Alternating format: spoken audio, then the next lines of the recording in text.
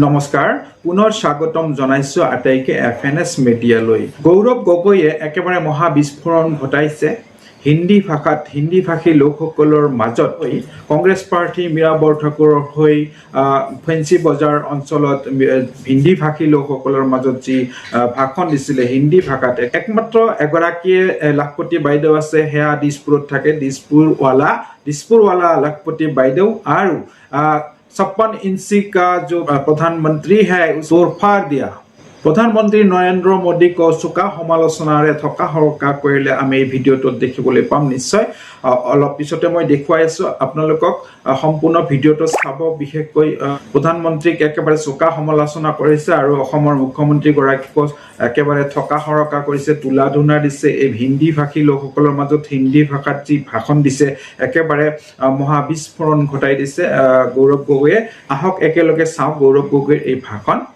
তাৰ আগতে এটি ৰিকুৱেষ্ট, যদি চেনেলটোত প্ৰথম আহিছে তেন্তে সাবস্ক্ৰাইব কৰিবলৈ নাপাহৰিব। वो 56 इंच सीना का क्या फायदा जो ये कबूल न कर सके कि वो एक इंसान है और उससे भी गलती हुई है। ये लखपति बाइडो जुमला है। असम के अंदर आप में से कोई लखपति बाइडो नहीं होने वाले। लखपति बाइडो असम में सिर्फ एक ही हैं, वो हमारी दिसपुर वाली बाइडो। भगवान राम का स्थान किसी राजनीतिक नेता के भाषण के बीच में नहीं होना चाहिए। धर्म का स्थान धर्म और राजनीति का स्थान राजनीति। ना राजनीति को हमें धार्मिक बनाना है, ना धर्म को हमें राजनीतिकरण करना है। अहमदाबाद में एक स्टेडियम बना सकते हैं, मूर्ति बना सकते हैं, लेकिन कभी भी ये कबूल नहीं कर सकते कि उनसे गलती हुई। प्रधानमंत्री मोदी जी एक ऐसे व्यक्ति के लिए प्रचार करने गए जिसने 200 से ज्यादा महिलाओं पर अत्याचार बलात्कार कर लगभग 3000 वीडियो बनाए हैं। ऐसे व्यक्ति के लिए प्रधानमंत्री मोदी जी प्रचार करने गए हैं और भगवान राम के नाम पर वोट मांगते हैं। अरे भगवान राम ने तो सीता मैया के लिए लंका को जला दिया, आप तो सारे मणिपुर के महिलाओं को अपनी पीठ दिखा दिया। प्रधानमंत्री मोदी जी को अपनी छवि इतनी प्यारी है, हर वैक्सीन के सर्टिफिकेट पे अपना चेहरा लगा दिया, लेकिन लोगों को ये नहीं बताया कि ये दवाई लेते हुए थोड़ा आप सतर्क रहिए। 15 साल मेरे पिताजी असम के मुख्यमंत्री थे, मेरे माताजी के नाम पर कहीं न्यूज चैनल व न्यूज पोर्टल उन्होंने नहीं खोला। 15 साल मेरे पिताजी असम के मुख्यमंत्री थे, मेरे परिवार के नाम पर कहीं रिजॉर्ट या स्कूल नहीं खोला। क्योंकि राजनीति हमारे लिए सेवा का माध्यम है। इंडिया अलायंस की सरकार आएगी तब तो इनकम टैक्स हमारे साथ होगा ना, तब तो ईडी हमारे साथ होगी। ये पूरा का पूरा हम हिसाब निकालेंगे। जिस सिद्धार्थ भट्टाचार्य जी का पैर पकड़कर हिमंत बिश्व शर्मा जी भाजपा में शामिल हुए, आज उसी को परे कर दिया। आज इस साइन बोर्ड में लिखा है मेरा भारत। क्या मणिपुर भारत में नहीं है? क्या मणिपुर भारत में नहीं है? मैं पूछना चाहता हूं। आज भी मणिपुर में हिंसा हो रहा है।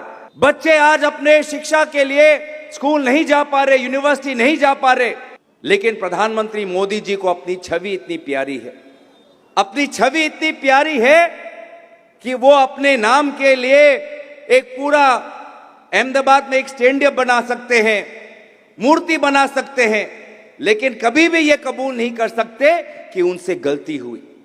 कबूल करने की ये क्षमता उनके पास नहीं है। वो 56 इंच सीना का क्या फायदा जो ये कबूल न कर सके कि वो एक इंसान है और उससे भी गलती हुई है। उस 56 इंच सीना का क्या फायदा जिसने भारत में नोटबंदी लागू कर कितने करोड़ व्यक्तियों का जीवन आज खत्म कर दिया, उस भूल को वो आज तक कबूल नहीं कर सकते। ये 56 इंच का सीना नहीं है। अफसोस की बात है, लेकिन ये एक बुज़दिल व्यक्ति का उदाहरण है जो कबूल नहीं कर सकता कि उसकी सरकार से गलती हुई, मणिपुर में गलती हुई, नोटबंदी के समय गलती हुई। और आज हम क्या देख रहे हैं? भगवान राम के नाम पर ये वोट मांगते हैं कि भगवान राम हमारे लिए मर्यादा पुरुषोत्तम राम है, तो भगवान राम के साथ मर्यादा का शब्द जुड़ा हुआ है। और आज आप देख रहे हैं कि कर्नाटक में क्या हो रहा है। प्रधानमंत्री मोदी जी एक ऐसे व्यक्ति के लिए प्रचार करने गए जिसने 200 से ज्यादा महिलाओं पर अत्याचार बलात्कार कर लगभग 3000 वीडियो बनाए हैं, ऐसे व्यक्ति के लिए प्रधानमंत्री मोदी जी प्रचार करने गए हैं और भगवान राम के नाम पर वोट मांगते हैं, मर्यादा पुरुषोत्तम राम के नाम पर वोट मांगते हैं। और जब हमारी महिला कुश्ती लड़ने वाली खिलाड़ी जब इंसाफ मांग रहे थे तो उनको दिल्ली पुलिस के द्वारा घसीटकर उनको जेल लेके गए। वो यूपी का सांसद बृजभूषण सिंह को मदद की इन्होंने। मर्यादा पुरुषोत्तम राम के नाम पर वोट मांगते हैं और चाहे उन्नाव हो चाहे हाथरस हो, हमेशा उन्होंने जो महिलाओं पर उत्पीड़न करते हैं उनका साथ इन्होंने पकड़ा है। तो ये कभी भी राम भक्त नहीं हो सकता। अरे भगवान राम ने तो सीता मैया के लिए लंका को जला दिया, आप तो सारे मणिपुर के महिलाओं को अपने पीठ दिखा दिया। आपने हमारे महिलाओं खिलाड़ियों को के साथ नाइंसाफी की, आपने ऊना और हाथरस के बेटी दलित बेटी के साथ आपने नाइंसाफी की, आपने गुजरात के बिल्किस बानो के बलात्कारियों का आपने समर्थन किया। तो किस मर्यादा की हम बात करें, किस मर्यादा की अपेक्षा करें आपसे? आपकी असली हरकत तो हमने देख ली।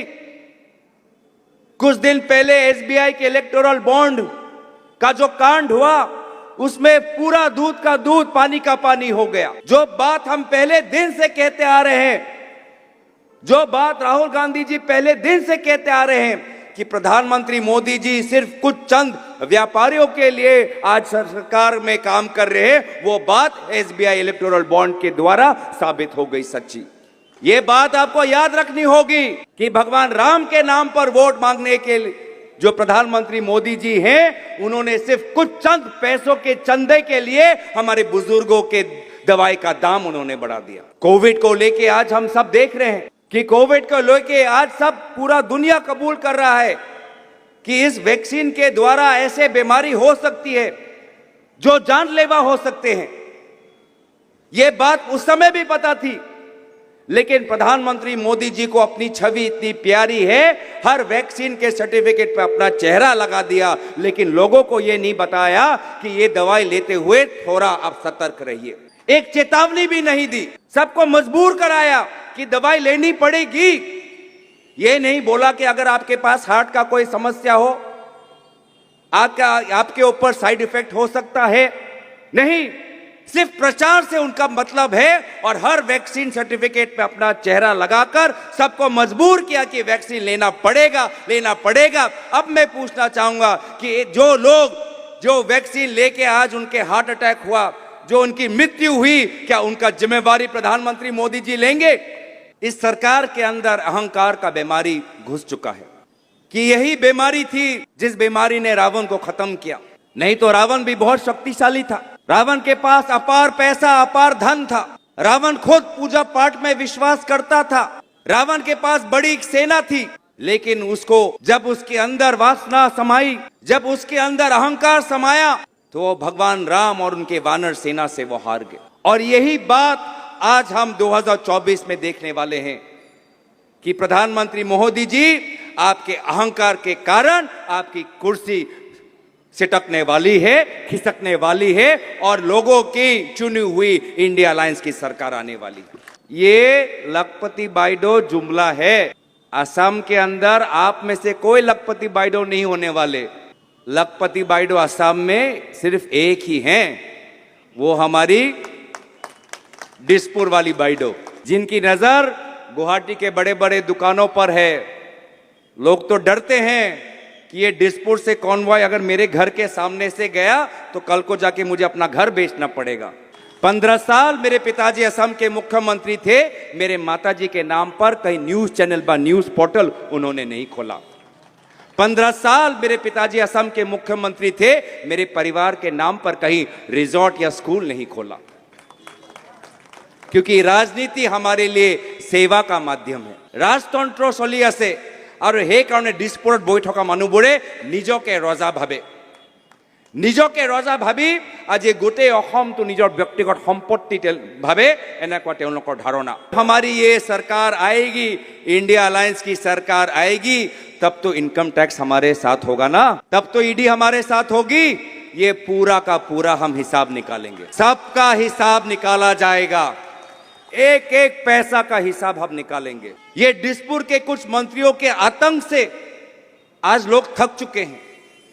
अरे इनके साथ तो इनका पार्टी भी इनके साथ नहीं है, ये इनके पार्टी के लोग आज नीचे नीचे आज हमारे साथ काम कर रहे हैं। जिस सिद्धार्थ भट्टाचार्य जी का पैर पकड़कर हिमंत बिश्व शर्मा जी भाजपा में शामिल हुए, आज उसी को परे कर दिया। जिस श्रीमती विजय चक्रवर्ती बाइडो का पैर पकड़कर आशीर्वाद लेकर भाजपा में शामिल हुए, आज हिमंत बिश्व शर्मा जी ने आज उनको परे कर दिया। अमित शाह जी के रोड शो के समय महिलाओं पर हाथ लगा रहे हैं, आपने देखा कि नहीं देखा?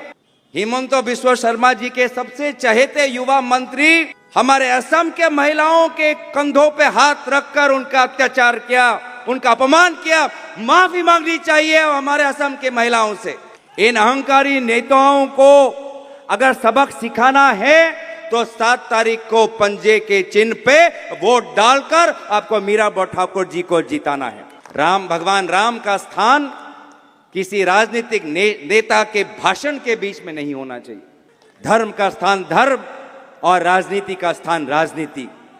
ना राजनीति को हमें धार्मिक बनाना है, ना धर्म को हमें राजनीतिकरण करना है। सच्चा हिंदू वो जो मर्यादा में विश्वास करता हो, सच्चा हिंदू वो जो सभी धर्मों को सम्मान करता हो, सच्चा हिंदू वो जो संयम पर विश्वास करता हो, सच्चा हिंदू वो जो कमजोर को मदद करता हो, सच्चा हिंदू वो जो अगर किसी पर अत्याचार कर रहा हो तो उस अत्याचार को रोकेगा। सच्चा हिंदू वो जो समाज में सद्भावना बांटता है। हमें सच्चा हिंदू बनना है। भारत एक धार्मिक देश है और हर धर्म हमें सिखाता है कि आपस में बैर नहीं रखना। सारे जहां से अच्छा ये हिंदुस्तान हमारा, हम बुलबुलें हैं इसकी, ये गुलसिता हमारा। इन्हीं 2 शब्दों के साथ मैं अपना भाषण समाप्त करता हूं। धन्यवाद। वो 56 इंच सीना का क्या फायदा जो ये कबूल ना कर सके कि वो एक इंसान है और उससे भी गलती हुई है। ये लखपति बाइडो जुमला है। असम के अंदर आप में से कोई लखपति बाइडो नहीं होने वाले।